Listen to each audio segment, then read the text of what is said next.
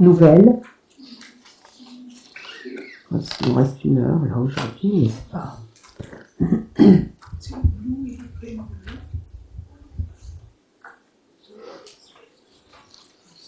Merci.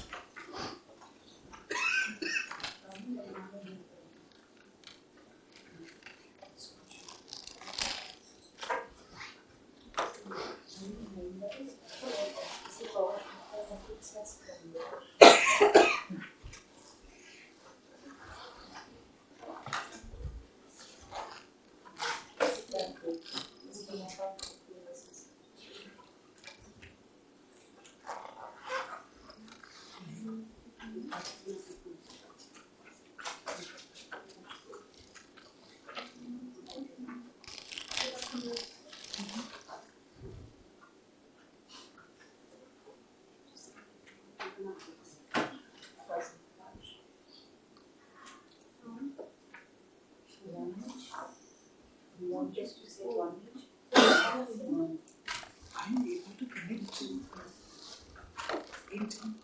I'm able to connect. Oh, that's coming. It's a bit sketchy here. Yeah, no, even my own thing is. Why should it?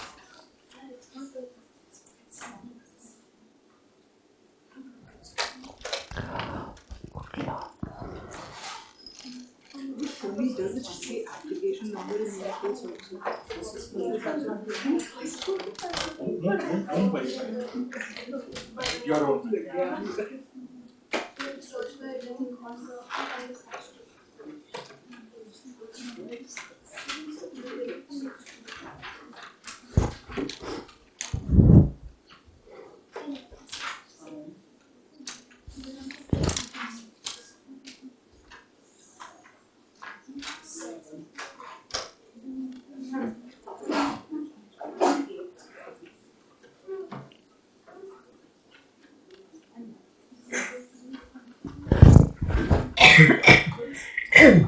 ऐसा ही प्रभाव से इसी और ये पंच करूँ आने बुला रहे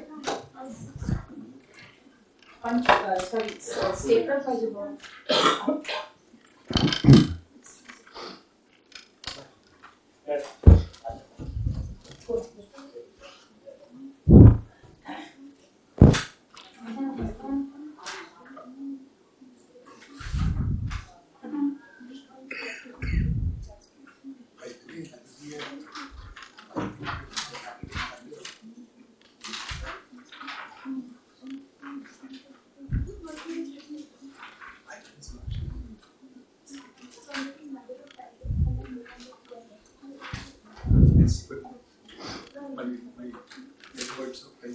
Oh, désolé pour ce petit mais inévitable moment de.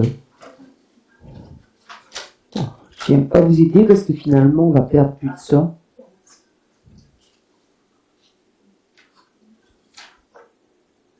Parce que je vais peut-être vous aider. Attendez. Là.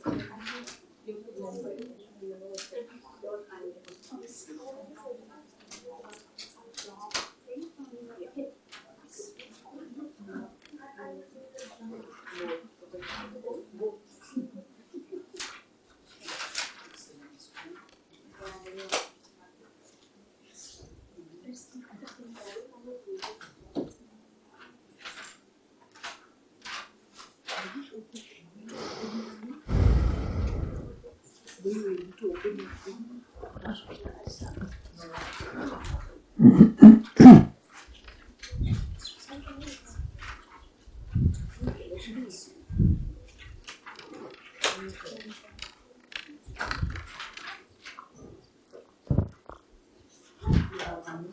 Ça va, vous y arrivez?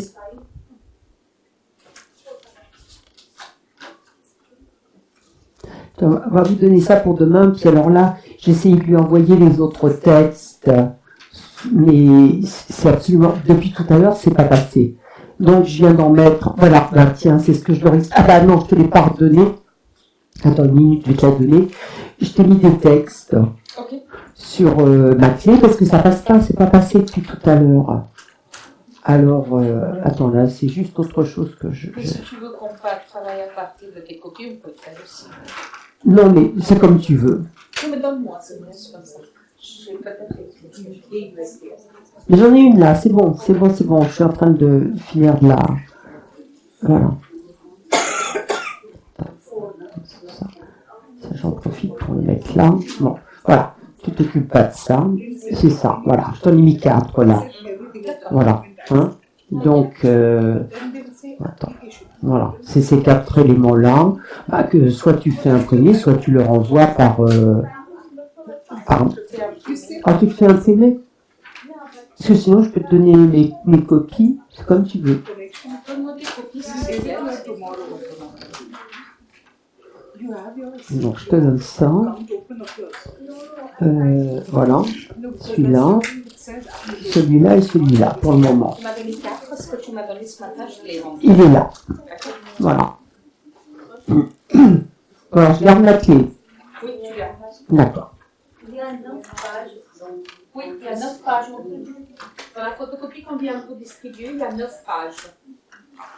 Ça va faire dans toute sa splendeur, comme d'habitude, à oublier d'alphabétiser. Donc, s'il vous plaît, regardez un peu. Il est gentil. Ah, par contre, par contre, est-ce que j'ai... Non. Ça a l'air d'être... Est-ce que j'ai dû imprimer sur du... Ah bah non, elle peut imprimer sur du brouillon, comment ça se fait? Bon. Ça, c'est pas bien.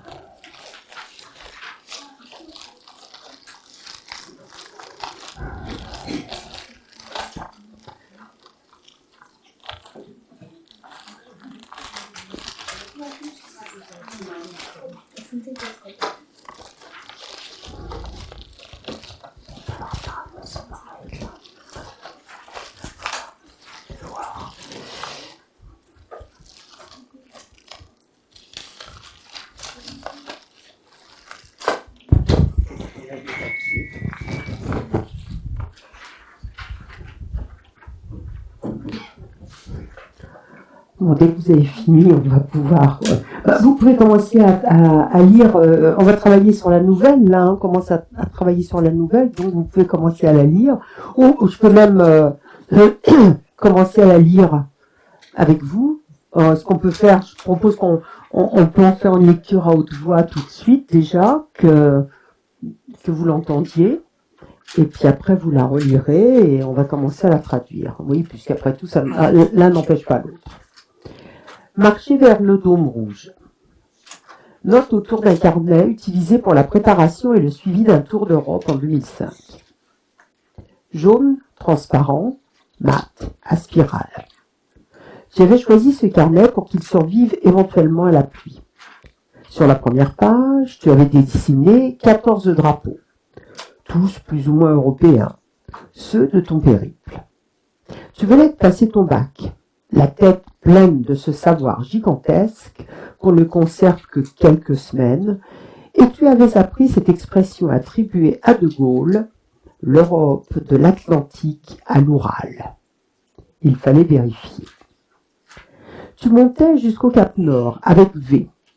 Tu retrouvais S en Russie, en Ukraine. C'est J que je rejoindrais, et qui te rejoindrait, sur un coup de tête. Il repartirait de Roumanie, et tu serais alors seul pour rallier lentement la Suisse. Tu avais recopié dans le carnet la symbolique des points cardinaux, et tu te disais que ton itinéraire nord, est, sud-ouest faisait sens. Nord égale chercher les obstacles pour mesurer sa force. Est égale connaître ses origines. Sud égale chercher l'apaisement. Ouest égale vouloir connaître le futur. Tu partais sans date de retour. Dans la marge latérale d'une page, tu avais écrit « Lundi 24 octobre à 8h15. Uni. Début de cours, jeudi 27. » Le carnet jaune n'était pas un carnet d'écriture. Il avait servi à la préparation. Tu y avais recopié les itinéraires des correspondances entre les villes que tu comptais visiter. Alors excusez-moi, j'avais du mal. R 5527, Eger 7h15, Fusera à Bonny 7h32, D 530, Fusaboni 7h54, Kosice 10h04, tirer-coller des billets de forum trouvés sur Internet, Roumanie vers Ukraine sans passer par Moldavie, et dessiner un tableau de change des monnaies que tu remplissais en consultant les taux dans les cybercafés. Tu y consignais pour chaque destination des suggestions de visite ou de logement. Faire juste halte à Pelson, bière. Lomour, marcher en s'éloignant de l'église rouge vers l'autre dôme rouge. Généralité Suède, moustique. Bâtonnet de Mivia, égale moustique en suédois. Tu y constitues aussi au fil du voyage une liste de critères pour une auberge de jeunesse idéale, un décompte méticuleux de tes dépenses et un récapitulatif des rivières associées aux villes traversées. Pétersbourg, Volga, Kiev, Dniepr, Prague, Velva. Tu t'installais de préférence à la fenêtre, dans un carré de 4 places libres. Tu posais le front sur la vitre, même si c'était peu confortable, même si ça ne durait pas. Tu étais souvent gêné par l'espace de quelques centimètres entre l'appui-tête et la paroi du train qu'il fallait combler à l'aide de tissu. Tu sentais contre ta tempe la vibration de la vitre. Tu sentais contre le caoutchouc noir qui encadrait les vitres, contre ton épaule. Ouais, c'est comme ça qu'on oublie de traduire des phrases. Tu sentais contre ton épaule le froid de la vitre. Tu sentais contre ton bras le caoutchouc noir qui encadrait les vitres. Tu rêvais de réseaux, ferroviaires, routiers, de quadrillage. Et dans les trams qui se superposaient, tu rêvais des zones vierges, des trous de la cartographie que rien ne venait traverser. Tu te sentais circuler sur ces filaments, funambule amoureuse du vide, sur le point de tomber dans le monde. Tu daydreamais. Tu développais des techniques infaillibles pour dormir sans craindre qu'on te vole tes affaires. Enrouler la courroie du sac à dos autour de ta cheville et t'allonger sur 2 sièges en position fétale ou sur le dos, les jambes contre la vitre. Dans un train Trondheim-Narvik qui roulait pendant 25 heures, toutes les places étaient prises et tu n'en pouvais tellement plus que tu as étalé ton matelas sous les 4 sièges qui se tournaient le dos.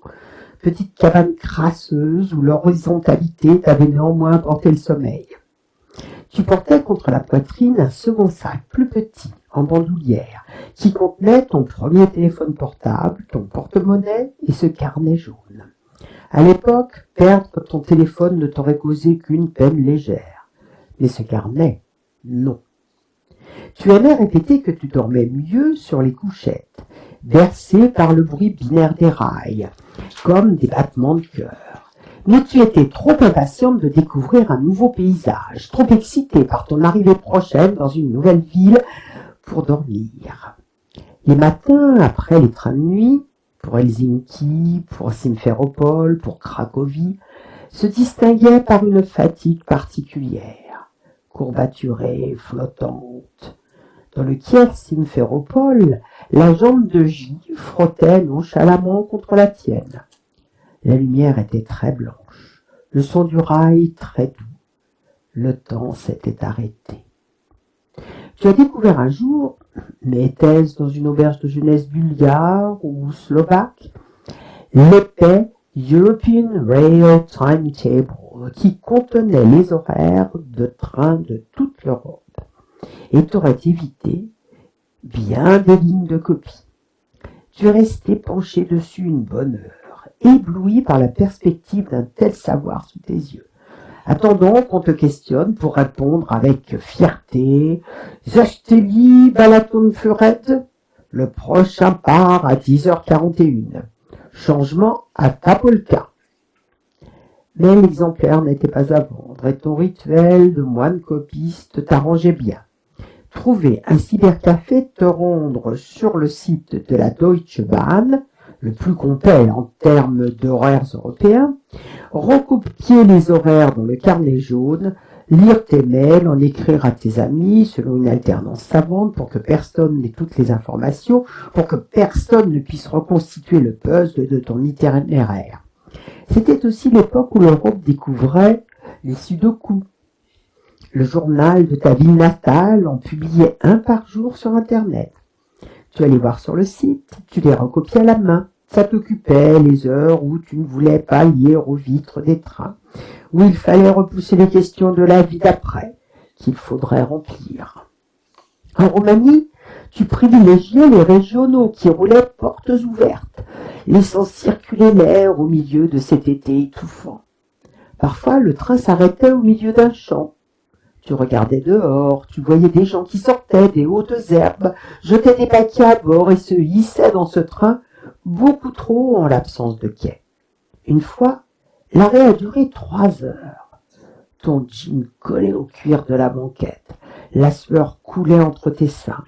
Tu partageais le compartiment avec une famille roumaine dont le jeune enfant te montrait du doigt, posait des questions à ses parents. Ça te faisait rire. Ça le faisait rire. Et tout le monde riait et suait. La discussion était lancée. Dictionnaire à la main pour toi. Gestes et sourires pour eux, qui ne comprenaient pas non plus cet arrêt prolongé. Tu écoutais la sonate au clair de lune de Beethoven. Tu écoutais Raphaël qui venait de sortir Caravane. Il chantait « C'est bon aujourd'hui d'être en vie sur la même terre que toi ». Et ce toi prenait le visage de N dans un train suédois, de I dans un train slovaque, de I' dans un train hongrois, de J un peu partout, tout le temps, éperdument. J t'avait rejoint, il dormait contre toi, et vous reteniez votre souffle sans vous toucher. Si le paysage pouvait garder la trace des pensées, l'Europe de 2005 serait couverte de ces noms, de ce nom. Il te semble aujourd'hui que si tu touchais le carnet d'une certaine façon, si tu trouvais la bonne combinaison de caresses et de pression, cette musique que tu écoutais devrait s'en échapper. Dans les chansons de Raphaël, il y avait aussi « Sur la route », comme le livre de Kerouac qui déroulait son manuscrit. Toi, tu déroulais tes pensées le long des rails. Tu voyais s'élever ta vie sur les forêts russes, sur les plaines ukrainiennes, sur les montagnes slovaques. Tu ressentais l'immensité et l'éternité comme jamais. À l'époque, tu n'avais pas peur des grands mots. Tes émotions étaient totales et intactes. Tu ignorais superbement la moulinette de la nuance et de l'analyse.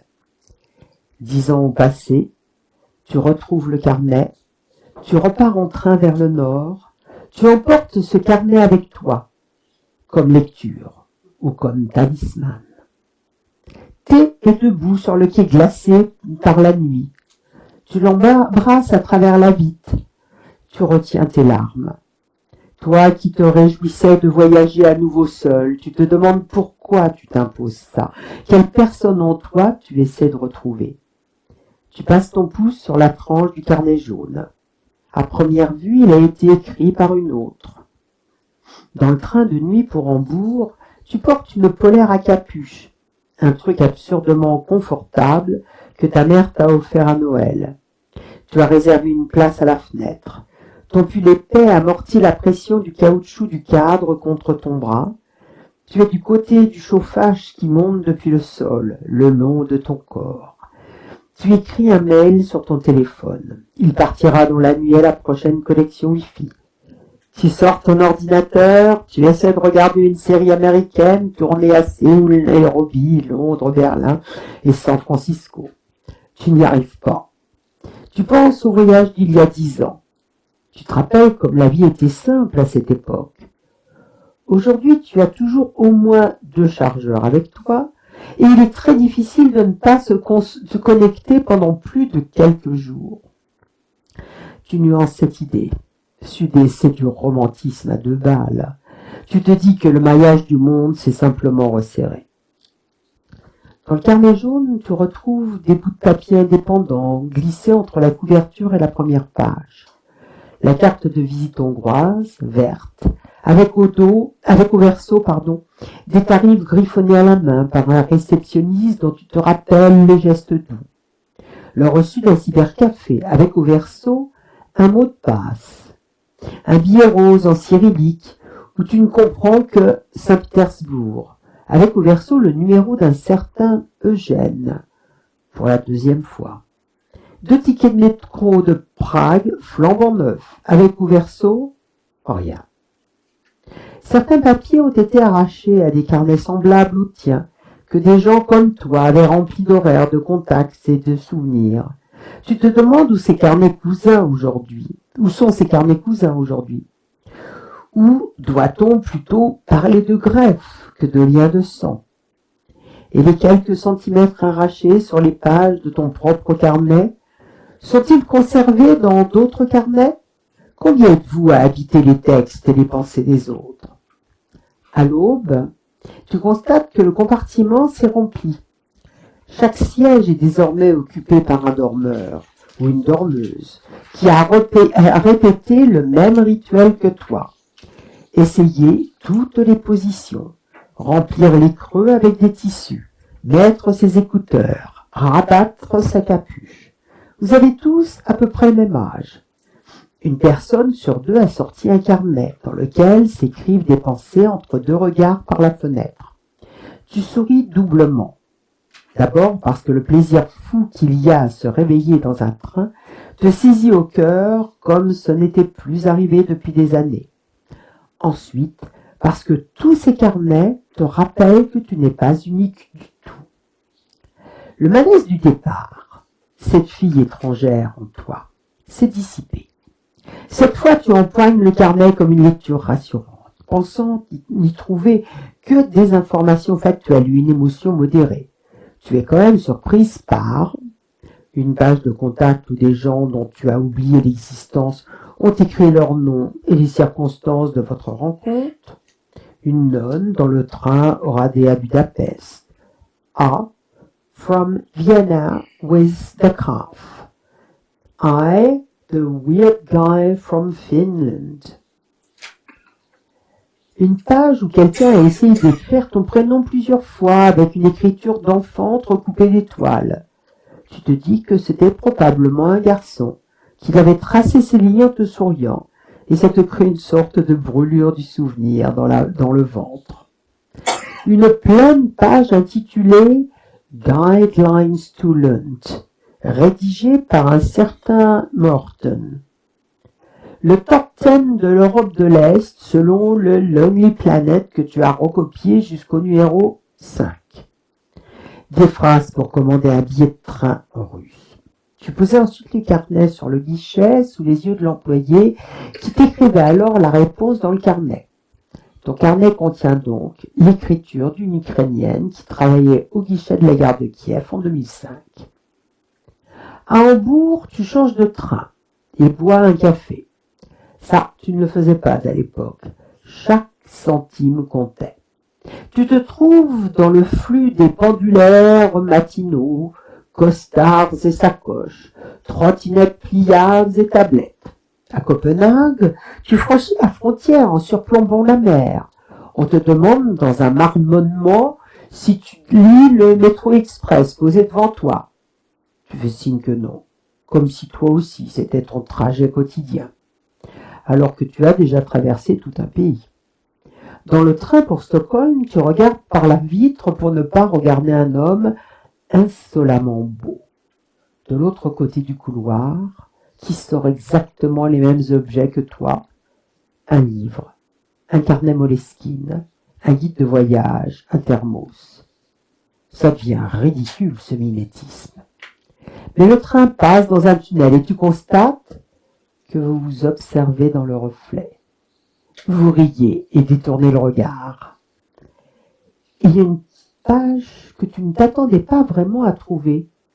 Celle des SMS, recopiée à la main il y a une décennie parce que ton téléphone ne pouvait pas en mémoriser plus de 30. Dans cette sélection sentimentale, tu avais retenu des messages qu'il te semble aujourd'hui impossible d'avoir reçus. V. C'est normal que tu aies peur. Tu vas me manquer aussi. P. I'm sure I can find a way to visit at some point. I. Feeling bad that I missed your message, but you had fun with those. With those Polish guys, damn. D. Ta sœur. Tu me manques, espèce d'andouille. J. Tant pis pour nous si on ne sait pas s'exprimer. Tu penses à toutes ces relations qui ne sont plus, ou à celles qui ont changé. Aujourd'hui, V ne dirait plus que tu lui manques, ni J que vous êtes passé à côté d'une histoire d'amour parce que vous ne saviez pas vous exprimer. Tu sais que I travaille entre l'Afghanistan et San Francisco. Tu sais que P s'est marié. Tu te demandes combien de voix sont piégées dans ce carnet. Combien de vies tu aurais pu vivre à partir de ces rencontres, si chacune avait été explorée jusqu'au bout. Tu te demandes qui tu étais pour supporter de laisser ainsi des questions de côté, pour survivre émotionnellement à tout ça. Tu regardais si droit devant toi que tu ignorais les possibles. Tu pensais les enfermer dans ce carnet, l'ouvrir de temps en temps, caresser les fantômes qui s'en échappaient. Tu leur intimais ensuite de retourner au carnet jaune. Tu pensais ne pas en être affecté, c'était simple. Maintenant, tu ne sais plus. C'était bien toi, au fond, tout ça. Quand tu descends du train à Aluela, tu as toujours la même naïveté. Naïveté. Pardon. Oui, naïveté. Ton sac est toujours trop lourd. Tu t'émerveilles de la neige qui tombe dans le demi-jour, comme si tu n'avais jamais voyagé. Et le fait de prendre un selfie devant la locomotive rétro de la compagnie ferroviaire suédoise n'y change rien. Parfois, tu rêves de train. Quimper-Moscou, avec les copains. Téhéran-Pékin via Delhi avec thé. Parfois, tu ouvres l'application des trains sur ton téléphone, juste pour le plaisir de connaître les horaires du Zurich-Belgrade. Tu as lu sur Internet que les cellules du corps se régénéraient à différentes vitesses en fonction des organes. Celles du cerveau et du cœur sont les plus lentes, plus de 10 ans. Seul ton cerveau, ton cœur et ce carnet ont donc fait ce voyage d'il y a 10 ans. Résumé à la première page. 16 livres, 44 chambres, camping, 282 heures de train. Ta peau d'aujourd'hui, à proprement parler, n'a donc jamais connu ces trains. Profondément. Voilà. Bon, maintenant, vous avez entendu le commentaire. Eh bien, il nous faut faire la même chose. En anglais, dans un premier temps. De toute beauté. Et puis après, cette nouvelle fera partie du volume, alors faudra faire la même chose en marathi ou en hindi, mais à partir du français, j'insiste. Hein, l'exercice, on le fait vers l'anglais parce que malheureusement, je ne parle ni hindi. Encore, oui, encore. Mais la semaine prochaine, ça sera différent. Demain, ça sera Demain, oui, étant un autre jour. Voilà. Donc c'est ce que c'est le texte sur lequel nous allons travailler tous les jours ensemble. Voilà. On va essayer de traduire jusqu'au bout en même temps. Donc on fait un petit peu de lecture théorique, de discussion autour des lectures théoriques qui soulèvent des questions, hein, puisque j'ai préparé des textes sur toutes sortes de problèmes et ce travail de traduction. Alors nous n'avons plus beaucoup de temps. On va commencer ensemble, au moins se poser quelques questions. On va essayer de diviser ça parce que l'idée c'est quand même que vous commenciez un peu à travailler. Donc je regarde le nombre de pages. On a 1, 2, 3, 4, 5, 6, 7, 8, 9, 10. On a 10 séances. On part sur la base globalement d'une page par séance, donc pour à chaque fois, donc essayer de commencer à travailler. Mais travailler, ça ne veut pas dire nécessairement arriver à une forme finale, hein, mais quand même bien préparé. Et bien préparé, ça veut aussi dire soulever des questions. Soulever des questions auxquelles on n'apportera peut-être pas immédiatement la réponse. Mais donc, ce qui serait bien, c'est que si on veut faire un travail un petit peu sérieux, c'est peut-être de faire un tout petit peu plus d'une page par séance pour pouvoir avoir du temps pour justement le travail de reprise du texte, hein, parce que moi, les reprises de texte, je les fais plusieurs fois. Hein. Voilà. Alors, donc, on essaie de commencer quand même un petit peu, et on s'arrête à 18h pile, hein, je présume. Non, on va continuer un petit peu parce qu'on a commencé avec... D'accord. Si ça pose pas, si ça vous pose, c'est pour ça que je posais la question. Non, d'accord. Donc, je suggère, comme toujours, que on laisse le titre et le sous-titre de côté, parce que c'est vraiment quelque chose qui demande de mûre réflexion, et c'est une chose qui, bon, le titre peut correspondre à l'original, mais ça peut être quelque chose d'autre. Donc, c'est une décision qu'il faut prendre à la fin. Alors, allons-y sur le premier paragraphe. Bon, allez, prenez peut-être commencer à prendre papier-crayon et puis ajouter des choses un peu sur... et puis, je vous laisse 5 minutes quand même hein, pour réfléchir à quelques minutes, comme ça on va pas se jeter ça brutalement. On travaille vers l'anglais. Oui. Non, me faites pas du hindi, s'il vous plaît.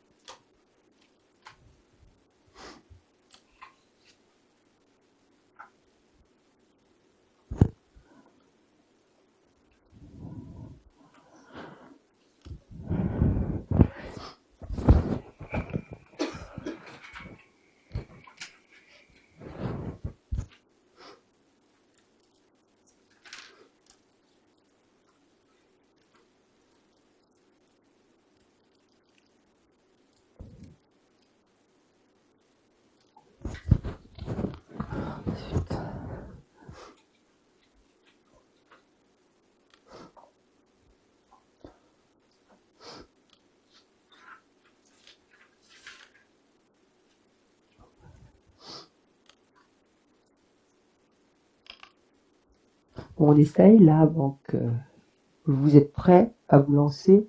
Sur le premier paragraphe, vous êtes prêts et prêtes? Alors, donc là vous voyez, première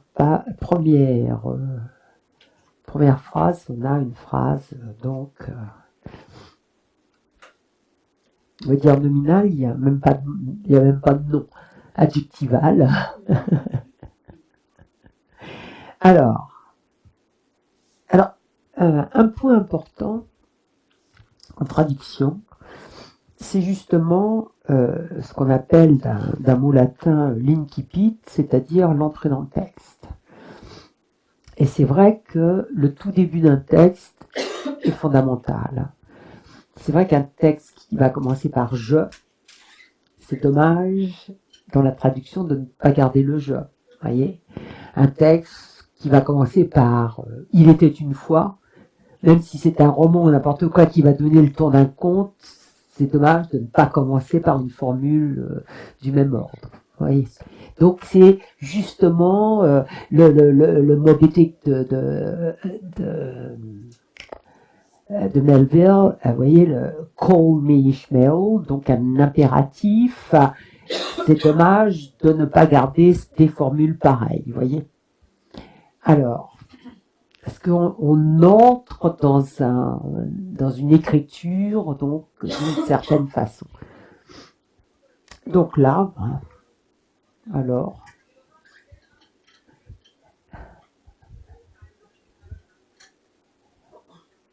allez-y, lancez-vous, quand même.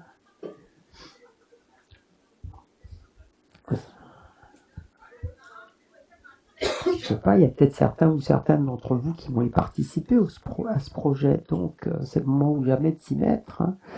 Et si vous ne le faites pas, justement de participer à ça, parce que vous ferez peut-être d'autres choses. Yellow, transparent, matte and spiral bound. Oui, alors est-ce que vous avez d'autres choses à proposer? Pardon? On peut toujours traduire matte par dull. Yellow, transparent. Oui, matte, ça veut dire quoi? Qu'il est pas, voilà, c'est ça, qu'il est pas brillant, voilà. Ouais. Pardon? Oui, c'est correct. Oui. Oui. Alors, vous savez qu'il y a une des... Alors ici, ça sera malvenu, mais il y a une des techniques, parce que quelquefois, c'est très utilisé, c'est le moyen de se sortir de quelque chose, qui est ce qu'on appelle la traduction du contraire, la négation du contraire, pardon. C'est-à-dire que là, le maths, en plus, il a le mérite d'être aussi concis, parce qu'il y a aussi les mots, quelquefois, qui sont plus ou moins longs, qui pourraient être de dire pas brillant, vous voyez, s'il n'y avait pas un mot qui convienne bien. Vous voyez, quelquefois, on utilise ces formules-là. Voilà, c'est pour ça que je vous posais la question. Donc, pourquoi pas. Alors, tu avais choisi ce carnet pour qu'il se lit, etc. Alors, évidemment, là, on est face à un problème tout de suite, puisque vous savez que le français a le tu et le vous, et en anglais, même si le tu a existé, il n'existe plus. Donc là, on va se trouver dans une situation... Vous voyez, il y a une déperdition. Dans la traduction, il va y avoir une déperdition si on utilise le you. Maintenant, ce tu est un style très particulier. Donc, est-ce que, je pose les questions toujours naïves. Est-ce que vous allez garder cette deuxième personne? C'est qui ce tu? Première personne, c'est Aude. Voilà. Enfin, c'est peut-être pas Aude, on ne sait pas. Aude, c'est l'auteur, on ne sait pas qui c'est. Mais c'est effectivement une femme. On a compris que c'était une femme qui écrivait cela, et le tu la représente. Voilà.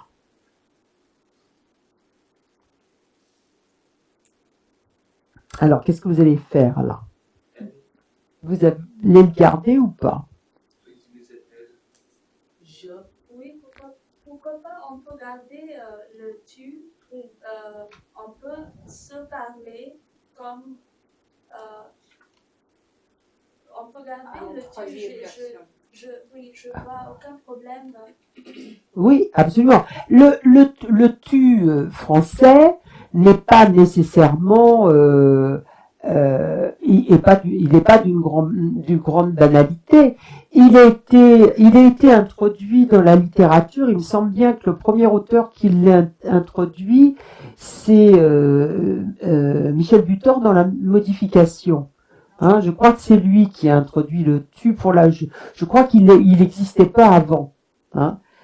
Et donc, justement, c'est une forme d'écriture donc qui apparaît dans le nouveau roman et qui ici est utilisée autrement et mais qui est très bien. Et justement, je pense que stylistiquement, si vous remplacez par elle ou par je, là vous changez le point de vue. Elle, voilà. Ouais. Donc là, il y a une espèce de regard extérieur sur soi-même que fait cet auteur. Hein.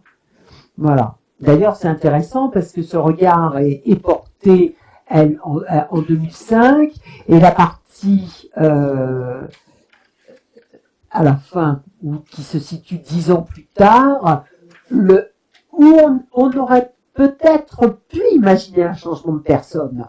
Vous voyez, un passage au je ou au elle, hein, le tu reste. Hein, c'est toujours une espèce de regard distancé sur la personne donc qui accomplit cette action. Et disons que ça crée une situation intéressante parce que là, pour le coup, on a une distance entre le narrateur et le narrant et le narré, c'est-à-dire l'auteur de la narration et le personnage de la narration, dans la narration. Alors, allons-y. Tu avais choisi ce carnet. Alors, maintenant, va se poser la question du temps.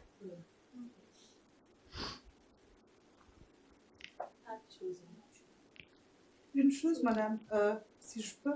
Allez-y, bien. Chacun peut, oui, chacune, oui. Je parle encore de la langue hindi. Heureusement, en hindi, on a quelque chose pour tu. Ouais. Qui n'est pas le même que vous. Ah, alors, oui. si je travaillais vers l'hindi, je pourrais bien garder tu pour to. Ouais. C'est ça. Je voulais juste remarquer. Oui, bon, ben, alors ça, c'est vrai que ça résout un problème, et c'est vrai qu'il y a certaines langues où on a justement le tu, le vous, le mais, d'autres où on ne l'a pas. C'est comme le français. Oui, oui, oui.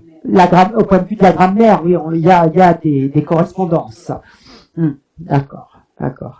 Oui, et d'ailleurs, quelquefois, la présence d'une autre langue dans un texte, ou même si elle fait pas surface, peut aider.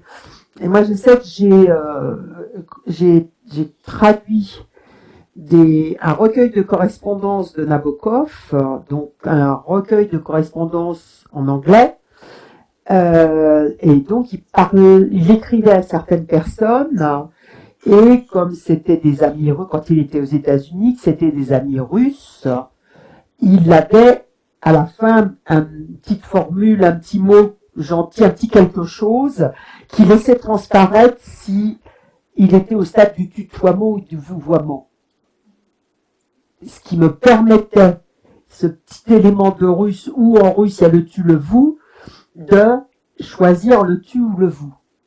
Sinon, en français, quand on traduit une langue, c'est extrêmement difficile de savoir ce qu'on va choisir, vous voyez. Très, très, très difficile. Ce qu'on va dire quand on est dans un lien de familiarité, vous voyez, parent-enfant, on va dire tu. Sauf, vous voyez, dans une famille noble, etc., une vieille tradition, ce qu'on veut.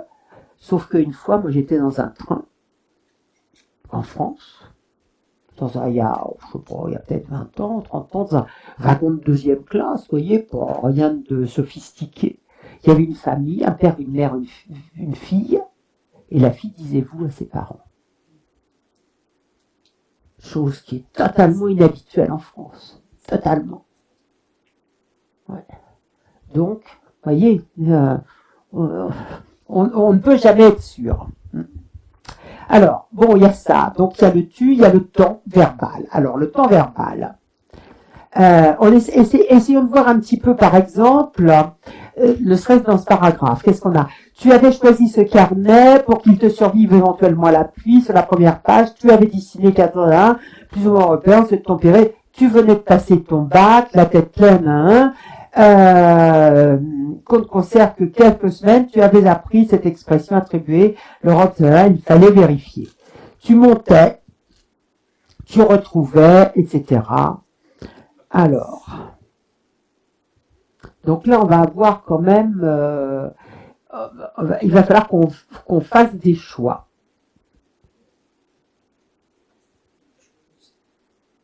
Ouais.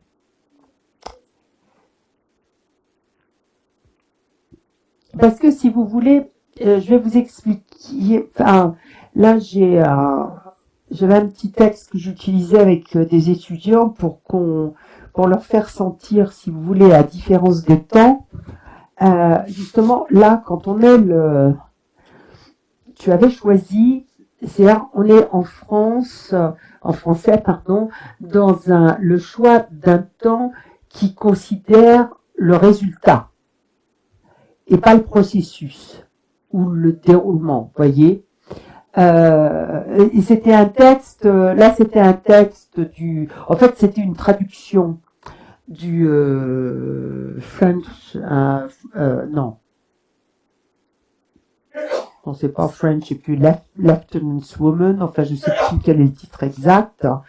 Et donc la traduction française utilisait des passés simples et des imparfaits. Et j'essayais de montrer aux étudiants que si on ajoutait des plus que parfaits, si on remplaçait par des plus que parfaits, on ne commettait absolument aucune faute grammaticale, aucune. Mais on changeait la perception qu'on avait. C'est-à-dire que c'était plus l'acte, si vous voulez, le garçon, en fait, c'était un petit passage dans lequel le garçon dilapide une partie des biens familiaux, alors que si on mettait avait dilapidé, dilapida avait dilapidé, ou dilapidait avait dilapidé, on ne perçoit pas la même chose. Parce que avait dilapidé, c'est le résultat. Vous voyez, on est dans le post. Voilà.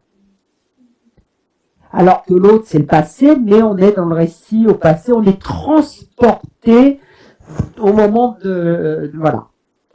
Si c'est le résultat, donc c'est autre chose. C'est-à-dire qu'on peut le concevoir différemment. Oui, ouais. Tu avais choisi ce carnet pour qu'il survive éventuellement à la pluie. Voilà. Ça dépend comment vous le voyez. Parce que si vous dites you chose et you had chosen, si vous dites you chose, c'est au moment où elle choisit, elle envisage la survie éventuelle à la pluie. D'accord? Si vous dites you had chosen, vous savez déjà que ça a été choisi, c'est fait. Vous voyez ce que je veux dire? Donc là, on est à chaque fois face à des choix délicats. Et ça marche dans les deux sens. Hein. En français, c'est pareil. Hein. Moi, j'ai un exemple que je donne toujours parce que moi, je l'ai vécu sur une autre traduction de Nabokov d'un roman, un premier paragraphe qui se termine donc et qui commence pour le coup par Once upon a time there lived in Berlin a man named, etc. Donc sur le ton du conte. Et ce paragraphe est le résumé de l'intrigue. Et la dernière phrase vous donne justement la fin de l'intrigue, c'est-à-dire he loved, was not loved, and his life ended in disaster. Donc on a love, not love, ended. Donc on a ces trois tons identiques que moi j'ai traduit par il aimait, n'était pas aimé, sa vie s'acheva. Et quand le texte est entré à la Pléiade, sous la pression d'ailleurs, je suis sûr que c'était lui du fils Nabokov, il voulait absolument que je mette des passés simples, parce qu'en français, le prétérit se traduit par un passé simple. Donc c'est pas vrai, on peut traduire par au moins une huitaine de temps différents, mais ça fait rien, si les gens connaissent pas mieux le français que ça, tant pis pour eux, pour que ça soit « il aima, ne fut pas aimé, sa vie s'acheva ». Ce qui est grammaticalement parfaitement correct. Il n'y a pas une faute. Mais ça ne veut pas dire la même chose. Parce que ça place tout sur la chaîne événementielle. Alors que moi, si j'ai choisi l'imparfait, c'est parce que justement, je considérais ce qu'on appelle dans la tragédie shakespearienne love et not love comme son tragic flow. C'est-à-dire ce qui a entraîné sa chute. C'est parce qu'il aimait cette gamine de 15-16 ans, là, qui était ouvreuse dans un cinéma de Berlin, sa vie s'est terminée en catastrophe. Vous voyez? Donc, voilà. Donc, le choix du ton. Et, ouais. Alors, donc, là, on a cette possibilité-là. Alors, allons-y, essayons de se faire une phrase et de voir. Après, on pourra revenir dessus. Donc, dans ces cas-là, ce que je vous conseille, alors évidemment maintenant je travaille sur l'ordinateur, ce que je me mets des barres obliques et je mets les options, voilà. Et donc après ça permet de relire, voilà. Alors, attendez, remarquez ce que j'aurais pu faire, moi, c'est prendre un morceau de papier, noter. Alors, je vais lui demander si il peut connecter ton ordinateur, comme ça on voit ce que tu tapes. Je lui demande ça. On va pas le faire, on le fera demain. Demain, oui. On le fera demain. Voilà, parce que maintenant, de toute façon, oui, on peut le faire demain. Voilà. Alors, donc, là, on peut effectivement, là, je vais ouvrir un document, effectivement. Voilà. Donc, on a dit, et après, à la lecture, on évolue. Yellow. Transparent, mais ça vous n'êtes pas obligé de conserver ça. Matte. On peut dire matte finish. On verra. Vous mettez ça. En anglais, en Inde, on dira peut-être matte finish, non? Comment on dira au lieu de transparent, on dira see-through. See-through folders, non? En Inde. Oui, c'est ça. Non, c'est pas. Mais là, on ne sait pas trop. Hmm. C'est pas un folder, c'est un carnet. C'est pas? C'est pas un folder, c'est un carnet. Oui, un see-through. See-through. Transparent, c'est pas faux. Un carnet, c'est si. Le carnet et le folder.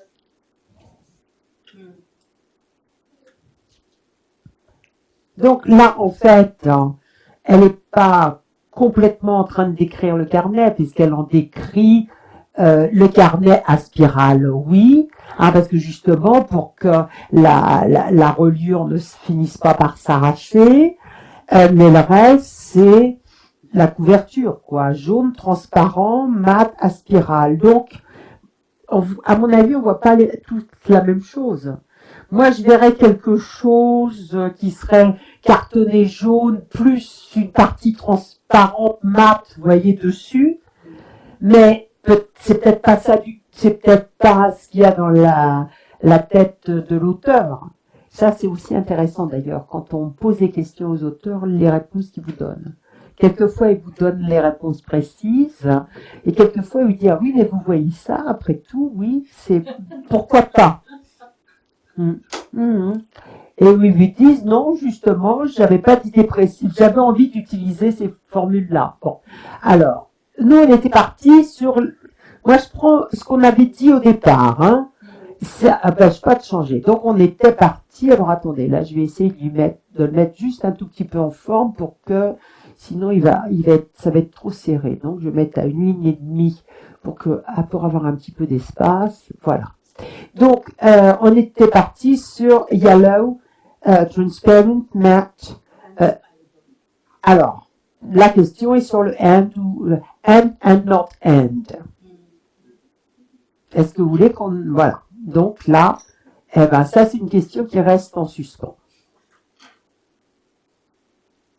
Ou rien. Voilà.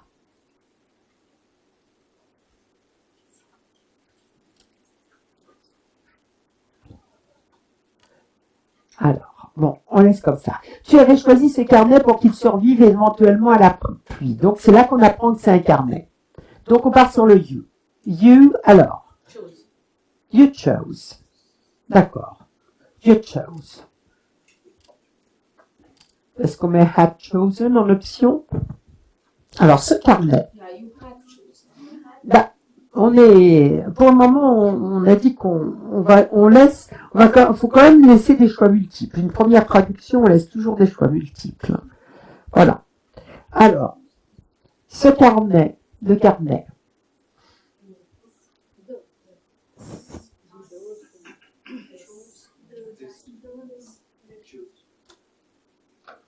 You chose.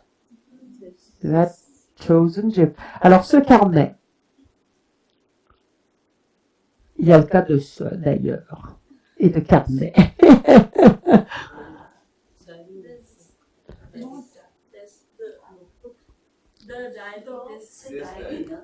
Voilà. On ne sait pas si c'est si c'est this, parce que c'est vrai qu'en français, le ce, c'est quelquefois, c'est un the. Est-ce qu'on peut paraphraser aussi un petit peu? On met diary dans la première phrase, inspired diary, et donc ensuite on dit you chose it. But in diary, isn't it the whole thing of a journal coming, or is it my French imagination? Alors, moi je vais vous... Alors bon, elle l'utilise comme un... Travel notebook. Booklet. Notebook. Or maybe a journal like Alors,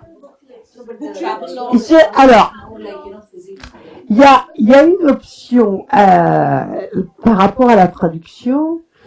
Je sais que moi, ça m'arrive de le faire. J'ai une amie traductrice de l'allemand qui procède aussi ainsi.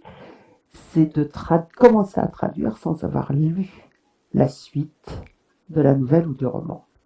Est-ce que vous savez ce que c'est? Qu'elle fait de ce carnet? Vous le savez maintenant. On l'a lu.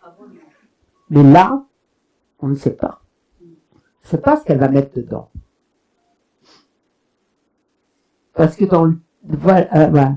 Alors, la seule chose qu'on sache, c'est le sous-titre. Note autour d'un carnet utilisé, c'est un carnet utilisé pour. Vous voyez déjà, la préparation et le suivi d'un tour d'Europe en 2005. Ouais. Donc, quelque part, en donnant déjà une fonction initiale à l'objet, vous en changez un peu la nature, voyez? Alors, pour répondre à votre question, qui est une bonne question, je trouve qu'il est un peu dommage d'ajouter une information dans cette première phrase qui ne contient rien. Elle contient, ce qui est intéressant justement, cette phrase, elle contient pas d'informations, elle contient des éléments visuels. Jaune, transparent, mat, à spirale. Elle contient 4 éléments visuels qui vous permettent donc de visualiser quelque chose. Mais on ne sait pas quelle est la chose. c'est la chose vitale. Ouais, et voilà. Ouais. Et donc c'est dommage d'ajouter. Vous voyez?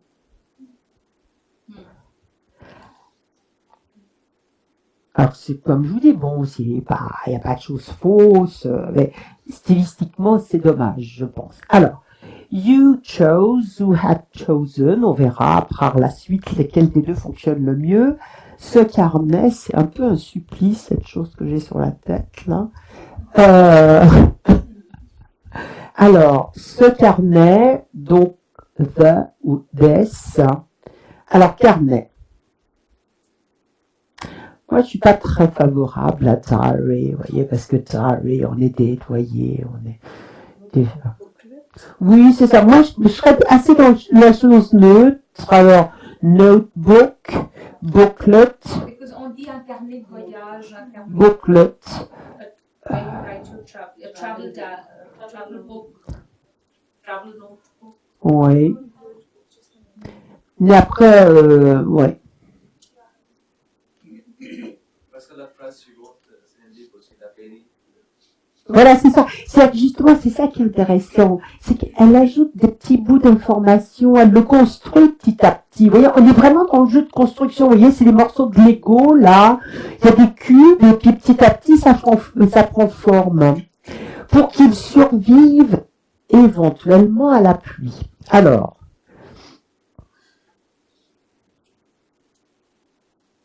Donc là, on est parti là-dessus, mais alors ça va être pas facile, hein, la manière dont on a commencé.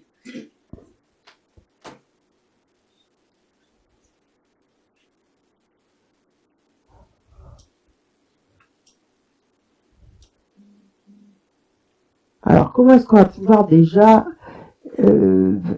introduire cette notion d'éventuellement? Ouais. Oui, moi, voilà, c'est ça. Moi, j'aimerais, oui, je sais pas, soit eventually, soit would ou may, ou, moi, je serais assez dans la modalité, ouais. Je pense, a priori, mais, voilà. In due course. Non. Éventuel n'a pas le sens de possibilité, parfois. In the C'est la event of. finalité, non? Ici. No, it's in the event of. Voilà, c'est ça. C'est-à-dire éventuellement, c'est-à-dire que si jamais les circonstances étaient telles qu'ils puissent faire face. Vous voyez, si je me trouvais dehors avec mon carnet qu'il y a beaucoup de pluie, tout ça, que les choses soient mouillées, ben, qu'ils puissent résister à tout ça. Au cas où. C'est au cas où. C'est pour ça que je pense à des idées comme le would, le might, voyez. Yeah. Voilà, quelque chose comme ça. Eventually survive. Mhm. Last. Là, bon. Then how you Non, c'est pas là, c'est voilà, survivre à la pluie, ouais. survive. Mm. Pardon? Si on dit survive en anglais, Oui. peut-être c'est utilisé pour un être vivant, Oui, au lieu d'utiliser pour un objet. oui. Stood the test. Mais c'est des... Stand. It stands. Yes. It will withstand the rain. Yes. Because there are two parts. It's visual and this thing. Withstand, survivre. Ah ouais. Can you say sustain in the rain? Non, ça dirait pas. But it would withstand the rain. Withstand the rain, ou...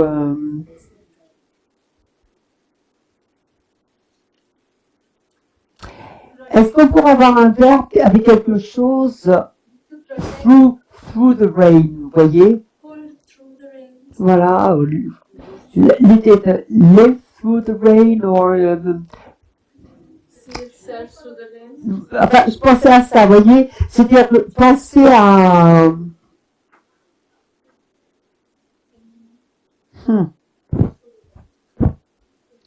Survivre à la pluie.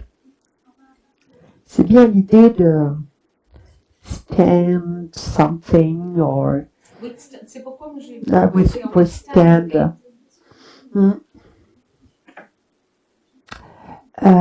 Qu'est-ce qu'il me donne, lui, comme définition? Ouais.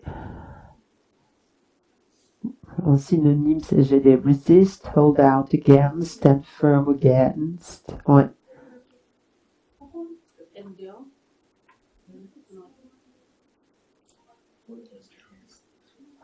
Ah, alors attendez. Je veux juste chercher, parce que j'ai pas grand-chose ici comme dictionnaire anglais. Il y a quelque chose que je veux regarder. Weather.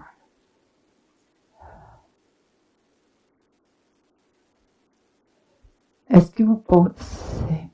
Est-ce qu'on peut utiliser overcome? Overcome, je pense pas. Withstand, outlive. Outlive? Non. Weather. Endure. C'est peut-être un peu... Endure, ça fait un peu... C'est durer. Ouais. Tu vois, Ouais. Non, puis endure, c'est vraiment, on a vraiment l'impression de subir des affronts violents, je trouve.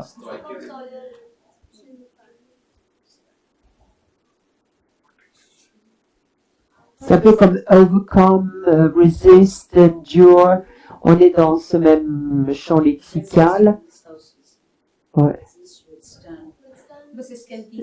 C'est quand même, je le mettrai avec endure et tout ça. Hold out, withstand. Hold out. With hold out against, whereas withstand is more compact. Ouais. Outlast. Oui, No, but you answer the question. no, Hmm. No. remain intact. Hmm? Remain intact. No, Mhm. there's not remaining here. There's something Mhm. do that. You know. Live through. C'est pour ça que j'avais gardé l'idée de through. Sustain. No. Live through is the closest if you want to. Live You know. through, live through. But then live through, you're making it a very alive thing.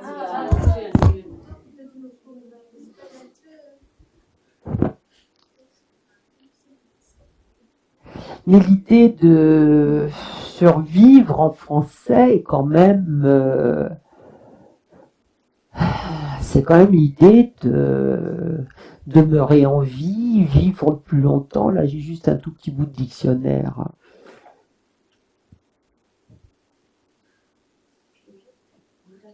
Yes. Là, on a du mal. Hein.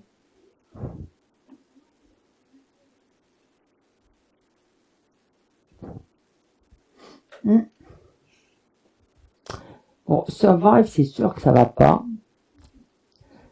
Alors, withstand the rain. J'ai noté plusieurs choses quand même. Outlive the So rain. that it would last through the rains. Last through.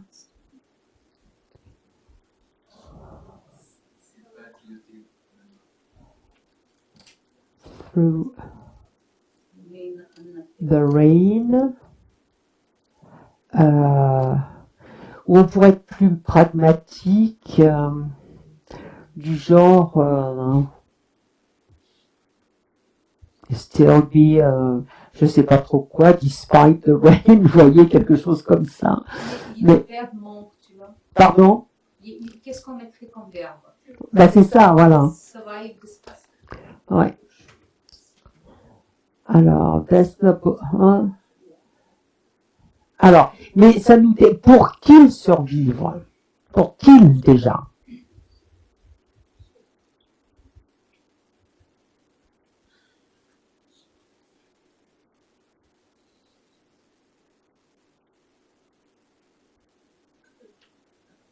Ou est-ce qu'on garde tout simplement you chose, par exemple, hein, si on part sur ce temps, you chose this notebook, hein, mettons qu'on fasse ce choix-là.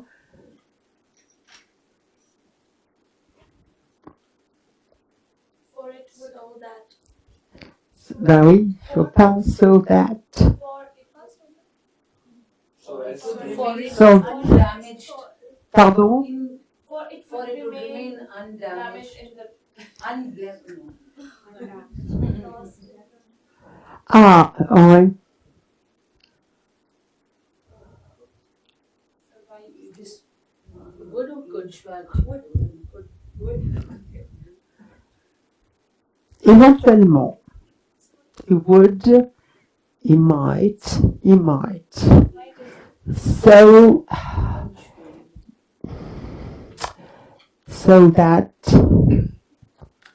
that it might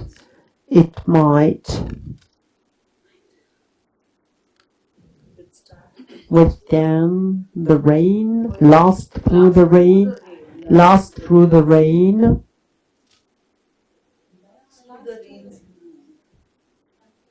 Bon,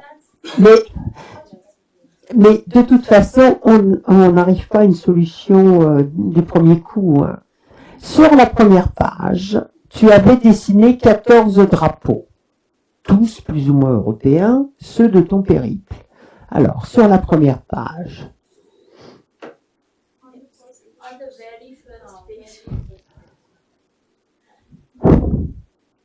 on the front page. On the front page. Non, parce que je pensais à ce que je vous ai dit tout à l'heure, vous savez, l'histoire du top floor et du dernier étage. Oui.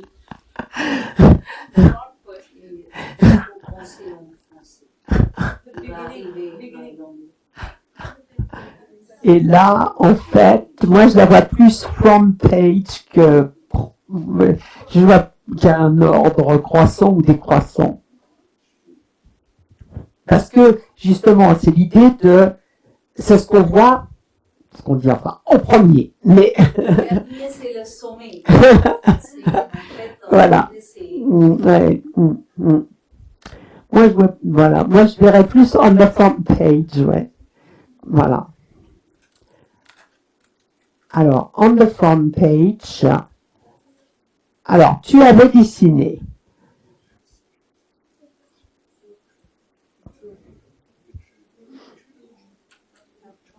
Voilà, c'est ça. Là, c'est intéressant parce que le drawing, c'est vraiment une action. Et c'est vraiment... et donc là, selon le ton que vous allez choisir, soit on imagine l'action qu'elle a accomplie, ou on imagine le résultat de l'action.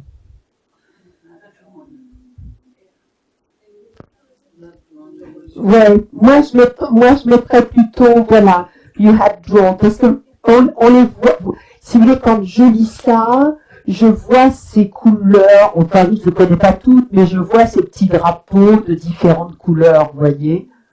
Ouais. Alors. Mais c'est uniquement une question de perception, hein. Alors, you had drawn, bon là, 14 flags. Alors, voilà, more or less, mostly, mais ça on a tous plus ou moins européens. Oui, mostly, ouais. Most of them European. Mostly, no, because Most of them. no, here it's not the flags. The number it's already there. If you say more, most of them it would be. Ben, tous plus ou moins européens. Ben oui, ils ne le sont pas tous parce que elle va en Ukraine, en Russie. Vous voyez, on est en 2005. En Russie, de toute façon. Most of them European, no see.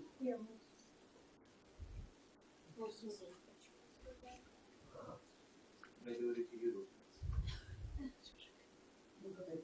Mostly sounds.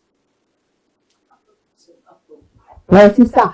De toute façon, le problème de la traduction, c'est qu'il faut savoir qu'on n'arrive jamais à des équivalences exactes. Hein. Sinon, il n'y aurait pas de traducteur et de traductrice. Hein. Il suffirait de mettre dans une boîte et de le ressortir. De l'autre côté, les dictionnaires suffiraient. On prendrait des mots du dictionnaire, on les ajouterait les uns à côté des autres, et puis voilà. Alors, ceux de ton périple. Hein. Yours of your journey. That you are Adventures. Yeah. Non, parce que le périple, c'est véritablement c'est journey. Oui, c'est le périple, c'est le mot, c'est le périplos grec, quoi. Hein. C'est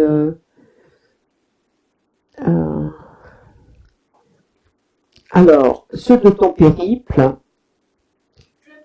Voyage. Escapade, those that. c'est plus que trip.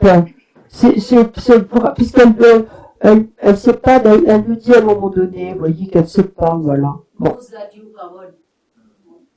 Trajectory. Et pourquoi? Ben non, parce que rien ne dit que là on est dans ceux de ton périple, on ne sait pas si on est dans le passé. Visits, but there are visits. No visits. Those of are your visit, 14 facts of your visit. Et pourquoi pas tout simplement on the front page you draw 14 flags, mostly, mais non. Mostly Et pourquoi on ne mettrait pas tout simplement your journeys testimony. Of your voyage. Yeah, journeys in the plural is nice. avec l'apostrophe? Your journeys. So now enfin, je sais, with 14 flags, hein, your journeys. Sous-entendu flags. Non, je vois pas. On the first page, is that it? Front page. On the front page, you had drawn 14 flags, mostly Europeans, your journeys.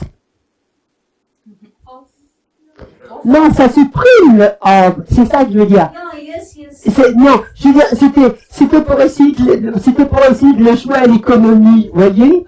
C'est sous-entendu, it's implicit. Okay, okay. So, Your journeys. Your journey. Yes, yes. ah oui, oui. Comme ça. Here it would be. C'est comme ça. On va l'écrire. But no, virgule. S apostrophe. You will see Voilà. flags mostly Les European, voyages. virgule. Voilà, c'est ça. Non, le voyage. Ouais. De ton périple, d'accord. C'est que, mais maintenant, Dans ce cas-là, si vous Oui. utilisez l'apostrophe, ouais. ça sera après le S. Non, non, non, c'est ce que. Ah non, Ton périple. au singulier. Au singulier. Mais si on parle des 14 drapeaux, Alors voilà, Et alors, journey on c'est va- au pluriel. Non, c'est one journey. One journey, she visits 14 countries. dans le sens. Ok. C'est comme ça que je le conçois. That's what. C'est pas Dieu, c'est pas elle parle pas de différents périples, c'est un seul périple. C'est ce que j'ai demandé, non? That's what I said. On a simplement parce que périple est au singulier, c'est pourquoi? Oui.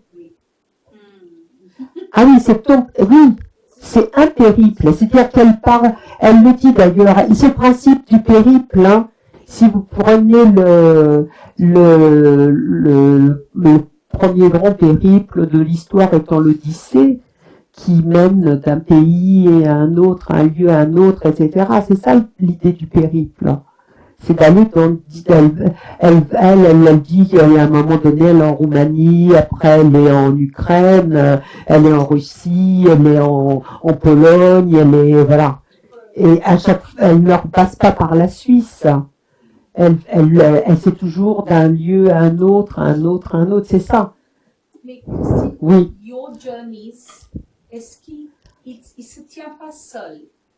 Flags of your journeys flags. But your journeys are, just look at your construction of your sentence. Tu vois? Your journeys flags, okay, I understand. Your journeys notebook, I understand. But if you say on the front page, you have drawn 14 flags, mostly European. Your journeys. So those of your Those journeys. of your journey. Those of your Just journey. your journeys. Ah ben, ah oui, mais on peut... Stand. So those of your journey. It sounds a bit incomplete. You know. What if you say But if you're going to say, if there's going to be an apostrophe, pour moi, il faut journey, flags of your journeys, flags. Notebooks. Bah, disons, bon, moi, je sais pas, faudrait que je poserai la question, bah, je peux pas poser la question à mon amie anglaise préférée, parce que là, elle est partie en voyage hier, justement, et je veux pas la déranger. Bien sûr, si vous voulez, dans l'écriture traditionnelle, on va mettre your journey's flags. No, Mais- of your journeys. Those of your 14, you have drawn 14 flags, Of your journey. mostly European, of your journey. Ah, oui, mais si tu veux, si je proposais ça, si c'est acceptable du point de vue, je sais pas, purement anglo-saxon, je trouve que ça fait, dans cette écriture, déjà qu'on a une première phrase dans laquelle il y a que des adjectifs, il n'y a pas un verbe, il n'y a rien et tout, elle a une espèce d'écriture paradactique complètement épurée. Si ça peut fonctionner, c'est pour ça que je suggérais ça. Mais je ne sais pas, hein, parce que of your journey est une formule beaucoup plus traditionnelle, c'est ça, et est tout à fait acceptable. Mais your journeys,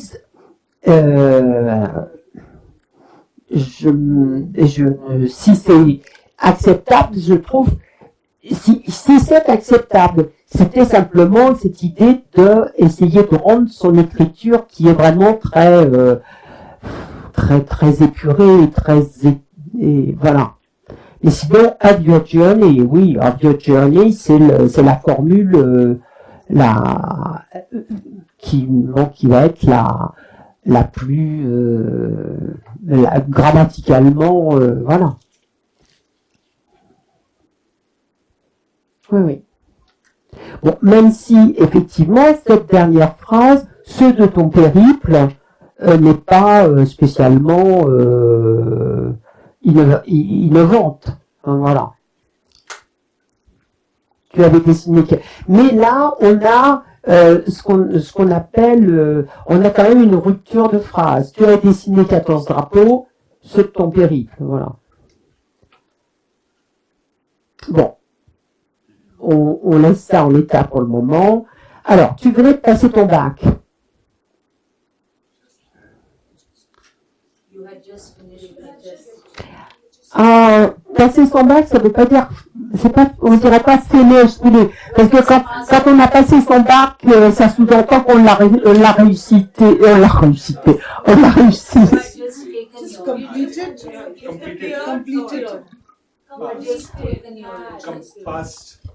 Moi, je dirais pass, mais complete, c'est, non, c'est réussir, oui, mais c'est ça, passer son bac, ça veut dire réussir son bac.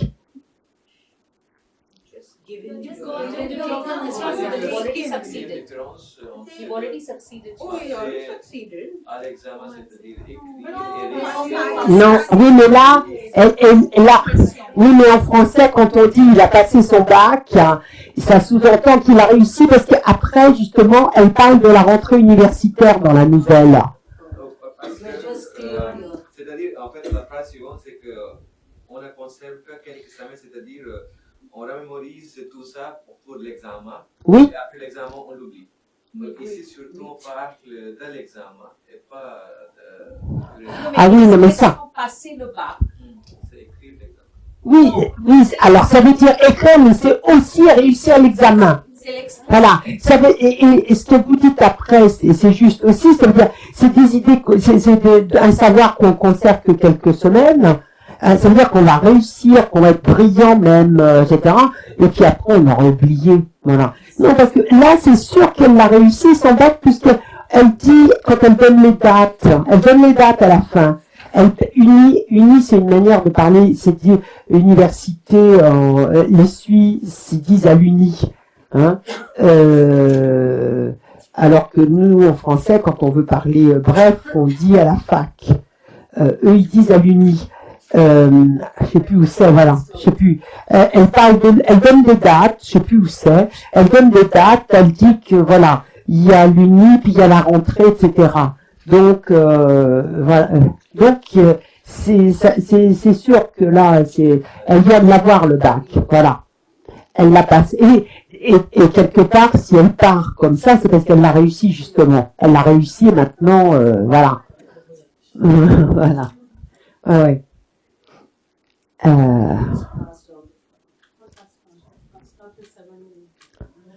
Donc, non, parce que finish, non, finish, ça veut dire que on a fini une année scolaire, une année universitaire, voilà. Mais là,